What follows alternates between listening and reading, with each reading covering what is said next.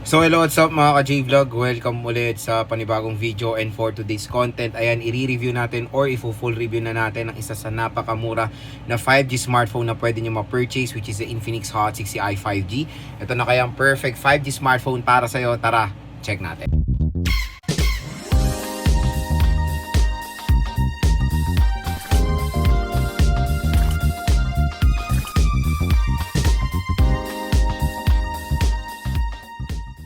So yun mga ka-J-Vlog, Happy New Year, and this time full review na natin ang Infinix Hot 60i 5G. So shoutout sa mga nakabili agad ng 1/1 sale. So unang araw pa lang ng taon, nag-sale agad ng online platforms. And no worries, patuloy pa rin ang ating mga mega vouchers. At syempre dito lang kayo bibili sa ating product link. Ang Infinix Hot 60i 5G, I think when it comes sa SRP is almost 7,000 pesos siya for the 4GB 128. Pero dito sa online mga idol, dito sa ating view products, no worries, mura at bagsak presyo lang dyan ng Infinix Hot 60i 5G. Pwede siya makuha ng 5,000 plus. Tapos pag in-apply nyo pa yung additional voucher natin up to 1,000 pesos, baka makuha nyo siya ng sagarang below 5,000 pesos. Diba? Very affordable for a 5G device. Again, dito lang kayo bibili sa ating product link. At no worries, official store po ni Infinix ang nakalagay na product link dyan. Mismong sa brand kayo bibili netong Infinix Hot 60i 5G. So I know marami pa rin nagiging skeptical bumili online.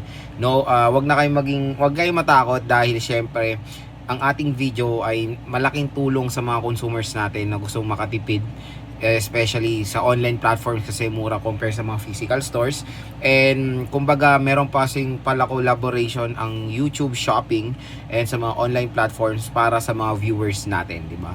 So naka-discount ka na nga, may additional discount ka pa dahil nanood ka lang ng ating video. So itong Infinix Hot 60i 5G matik magiging mabenta, magiging matunog to ngayong 2026. Especially ito yung magiging kalaban talaga or mortal na kalaban ngayon ng AO6 5G pagdating sa budget 5G device. Eh syempre ngayon January medyo tahimik pa ang most ng brands, and siguro usually ang timing natin na rektang mga dire-diretsong mga nagsisilabasan, mga March, ganyan, February or March. Pero January pa lang, unang araw pa lang, matunog na ang bagong labas ulit na Honor X9D. So, syempre yung X9 series, ayun yung mga matitibay, diba? So, gagawa tayo ng first impression about dyan. Pero this time, pag-usapan muna natin itong napakasulit na Infinix Hot 60i 5G. So, dito sa ating full review, bibigay ko sa inyo yung final verdict ko dito sa smartphone na to, kung sulit ba siya or hindi. So next on mga J-Vlog, gusto ko i-share sa inyo yung mga pros and cons nitong Infinix Hot 60i 5G. Ano ba yung maganda, ano ba yung hindi kaaya-aya din dito sa smartphone na to. So dito syempre is full honesty lang tayo dito sa ating video. At magandang talakayin natin tong mga to para syempre malaking tulong din sa mga consumers natin out there na gusto bumili nitong smartphone na to. Unang-una, dito muna tayo sa mga nagustuhan ko sa device na to. Syempre, affordability. Isa to sa pinakamura na 5G device na pwede nyo ma-purchase ngayon 2026. And nakakatuwa lang na pamura na ng pamura ang 5G device na usually hindi tayo nakakita ng ganitong kamurang 5G smartphones. So, yun nga, hindi lang yun eh. Maganda pa yung chipset na nilagay nila dito. Usually, ang mga budget chipset is yung Dimensity 6300 na talamak na natin nakikita yan sa mga budget 5G smartphones like the AO6 5G, A16 5G, and I think Exynos ang A17 5G. Pero yon, most na nakita natin or na-try is Dimensity 6300, which is okay, mabilis, snappy for its price. Pero dito sa Infinix Hot 60i 5G, upgraded na konti dahil Dimensity 6400 po. So, it can handle games. Nakapag-game test na tayo dito. So, kung gusto nyo mapanood yung game test natin dito, check nyo lang dito rin sa ating video, yung game test natin sa Infinix Hot 60i 5G. Pero so far, so good ang performance na itong smartphone na to sa ating game test, MLC, OD, Honor of Kings, Genshin Impact. Nakapaglaro tayo dito sa Infinix Hot 60i 5G. So, ano lang dito, yun yung isang maganda or advantage nitong smartphone na to is yung chipset niya. Kayang-kaya niya makipagsabayan sa mga high entry level 4G chipsets na merong presyo na 8,000, 9,000 like the MediaTek Helio G200, 'di ba? So, kumbaga ang sulit at the processor, kumbaga sa casual things, day-to-day tasks, mapo-provide po yan ng Infinix Hot 60i 5G. Next na nagustuhan ko dito is of course when it comes sa kanyang display. Malaki screen size niya, mataas ang refresh rate, 120Hz screen refresh rate. So, share na rin natin habang sinasabi natin na advantage, share na rin natin yung mga cons or disadvantage niya. Ang disadvantage lang nung screen niya for me is of course notch. I know it's not a big disadvantage. It's not a big effect sa karamihan ng mga consumers. Tama naman kayo. Pero syempre, when it comes sa naguguluhan ako kasi sa 4G nila ng Infinix, lahat na naka-punch hole. Nalimutan na nila yan, matagal na I think noong 2023 pa. Pero bumalik sila ngayon sa notch. Dito sa 5G, siguro ang malaking observation ko na siguro mura kasi 5G, di ba? 5G siya na affordable. Balik nila or back to basics sila when it comes sa display notch ulit. So yun lang naman. Notch display na ayaw ng karamihan ng consumers kasi mas gusto nila or piniprefer na nila ang punch hole, mas better ang viewing experience, and yung needs of brightness lang. Medyo hindi siya ganun kataas ng brightness compare sa mga nakikita nating mas mura pa dito sa Infinix Hot 60i 5G na meron 1000 nits of brightness. Ito kasi nasa 600 nits of brightness lang, 670 ang max peak netong smartphone na to. So mababa at nasa average level lang kumbaga yung brightness netong device. So kaya pala nung nagbo-montage ako dito, matik na alam ko, pakiramdam ko na mababa lang ang nits of brightness ng Infinix Hot 60i 5G. Pero so far, when it comes sa indoor naman, okay naman, hindi naman tayo magrereklamo dyan. Medyo mahirapan lang kayo gamitin ito pag merong direct sunlight or talagang tutok na tutok yung araw, yung sikat ng araw sa atin. Medyo magiging nahihirapan kayong tignan ang screen nyo dito sa Infinix Hot 60i 5G. Next na disadvantage niya for me is of course yung RAM. I know maraming magrereklamo talaga sa RAM nito, especially for the price, pero again, based on my base sa kanyang presyo for a 5G, yan na talaga, to be honest mga ka-J-Vlog, wala natin magawa. Yan na ang the best na pwede natin makuwang RAM na murang 5G device. Kasi even yung Xiaomi Redmi 15 5G, 4GB 128 po yun. Ang SRP nun is 8,000 pesos. Pwede nyo makuha ng 7 or 6,000 pesos. Pero again, yan talaga yung ma-expect nating terno ng mga murang 5G ngayon, 4GB 128. Malay natin, mga mid-2026 ay mag-upgrade sila or mag-update. Pero sa mga nagtatanong, Lods, kamusta naman po ang RAM? Playable ba siya or nagagamit ba siya? To be honest, okay siya. Na-try ko siya sa gaming, pero the best advice ko dito pag maglalaro kayo, dapat lahat ng applications naka-close at isang app lang. Kunyari, pag mag-Genshin kayo, dapat Genshin lang naka-open para naka-full naka-all-in yung processor mo dun sa certain application na yun at walang naka-open. Manageable naman ang 4GB of RAM, depende na lang kung magkano nyo siya nakuha. So kung nakuha nyo yung 4GB of RAM with a price tag na 7,000, 8,000, syempre is a big no-no. Depende ulit yan. Kung 5G siya, ito na yung sinasabi ko, acceptable pa. Pero kung 4G yan, syempre it's a big no-no. And 120GB na at least tineterno naman ng karamihan ngayon. And 120GB again is the best minimum na rin na pwede natin magamit ngayong 2026. When it comes sa camera niya, yes, maganda, 50 megapixel siya. Ang disadvantage nito, yung pangalawang camera niya is not useful. Kasi sinasabi nila to or fineflex ng dual camera, pero in reality, isa lang talagang camera ang gumagana, which is a 50 megapixel main camera netong Infinix Hot 60i 5G. Camera quality is okay. Magpapakita rin ako later on ng mga photo samples netong device na to. No worries. Maganda rin ang battery niya, 6,000 mAh na removable battery with 18 watt fast charging. So, yun lang, medyo setback lang yung kanyang charging rate na 18 watts. So, dapat, again, tulad na sinasabi ko sa mga reviews ko, at least pag 6,000 na talaga, dapat 33 watt fast charging na ang nilalagay. Pero, syempre, let's understand ulit na mura tong 5G at kailangan talaga nilang mag-cost cut ng mga ibang specifications na alam mo na yun, reasonable naman kahit papaano.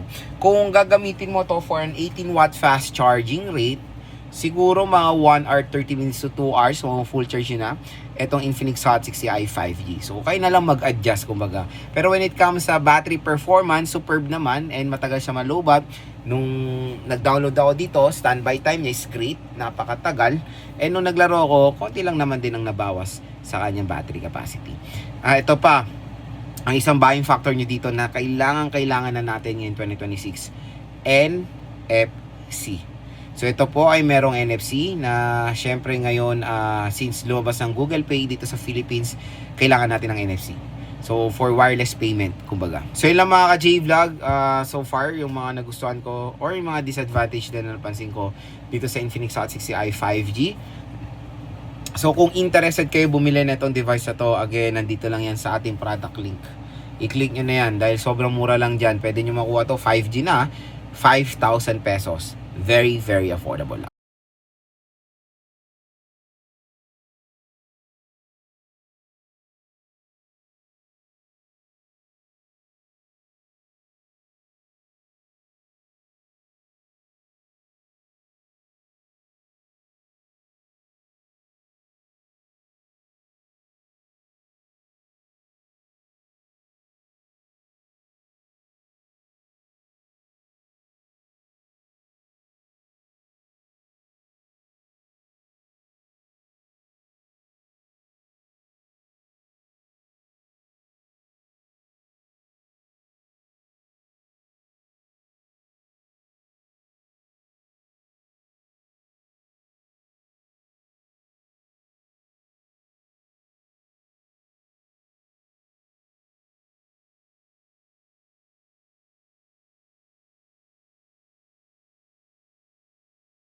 Video sample rear camera of the Infinix Hot 60i 5G. So pinaka-max sa resolution niya is 2K resolution.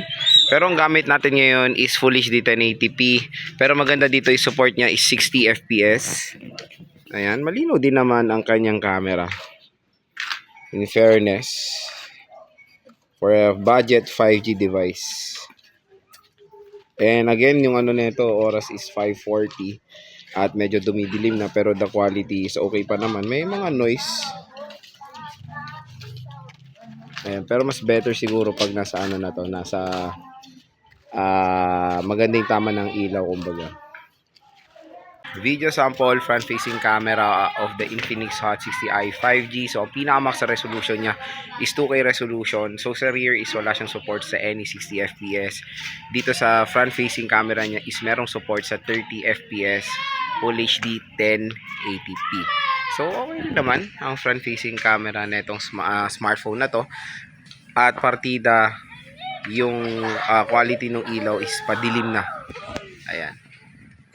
So yan, explore natin yung design at build quality na itong Infinix Hot 60i 5G. I don't know kung itong color lang na ito or lahat po ng color ay meron pong leather feel design. Pero itong nakuha natin, which is I think ito yung color nila na plum red, ang ganda. Hindi siya polycarbonate. It is leather, no? Leather feel talaga siya, oh. Solid for a entry level or budget smartphone na merong ganitong back cover. Outstanding siya, kumbaga design and aesthetic napaganda. May kamukha siya, comment down below. Parang kamukha niya yung, alam nyo na, yung nagte-trending ngayon sa iPhone. And expect nyo next year 2026, eto na ang magiging trend sa camera module. Siguro majority Transsion ang mag-hype ng horizontal camera module. Pero maganda naman in fairness, marami tayong space sa baba. I don't know kung may mga pakulo yung mga ibang brands na maglagay sila dito ng something sa gitna ng smartphone sila. Pero tingnan nyo naman itong Infinix Hot 60i 5G, minimalist yung design pero eye-catching siya dahil sa kanyang horizontal camera module, dahil mukha siyang Google Pixel or iPhone Air, di ba? So again, ito ay dual rear camera setup, pero in reality, isa lang po ang gumagana dyan, which is yung main megapixel. At meron tayo ditong flash. And ito yung design niya, leather siya, solid mga idol, oh. Matte finish overall, wala siyang any glossiness dito sa smartphone na to. Sa right side nandito ang ating power button / fingerprint scanner and yung volume rocker. Sa taas naman is yung kanyang speaker grills. Sa left side is yung SIM tray. Sa baba naman is a 3.5mm headphone jack, microphone, and the USB Type-C port. And syempre sa bibili na itong smartphone na to, meron tong included na screen protector out of the box. At sad to say, ito po yung included na case na pinaka-ayoko. Wala po si Maring Jelly case. Ang present is si Maring hard case. Now, less protection lang ang ginagawa sa device nyo. Tingnan nyo. O, di ba? Tingnan nyo naman. Pag inon nyo to, ay pag nilagay nyo to, ayan lang. Meron to dito, naka-open yung gilid, less protection siya at madaling mabasag yung case nito. At kumbaga, bilan nyo na lang to ng permanent case, nilagay nyo muna yung temporary case nya, di ba? Pag inopen nyo yung smartphone, bubungad sa atin is yung kanyang notch display. So, bumalik ulit si Infinix sa notch display days. Okay, naka-notch display itong smartphone na to. I don't know why. Siguro dahil murang 5G siya. Pero so far, when it comes to needs of brightness, resolution and all, sulit naman for a price tag na 5,000 pesos. So, explore natin yung camera app ni Infinix Hot 60i 5G.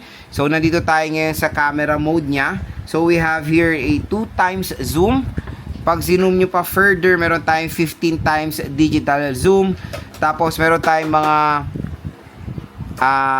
dito sa taas, like Google Lens, flash, 50 megapixel mode for high definition photos, filters, aspect ratio, and meron tayo ditong timer. Ito yung customized watermark. Dito yung merong phone model sa baba ng ating mga photos. Ayan. Ito yung mga iba't ibang settings, show grid lines, AI focus, and additional settings. Sa video naman, we have here a 1080p 30 fps. So, ang maganda dito sa device na to, for a price tag na 5,000 pesos, meron tong support sa 60 fps. Yes, mga ka-J-Vlog, tamang dinig nyo, 60 fps, isang advantage ng budget smartphone na merong ganitong feature. And hindi lang yon, 2K resolution pa ang kaya niya mabigay, pero up to 30 fps po yan. So, meron din siyang vlog mode. So, dito sa vlog mode, ayan, lagay nyo lang yung mga gustong-gusto nyo mga bla bla bla. Ayan, siya na ang gagawa ng video para sa inyo, para ma-upload nyo sa Instagram nyo, sa Facebook nyo, di ba? Portrait mode for background blur, super night for low light shots, and of course some more.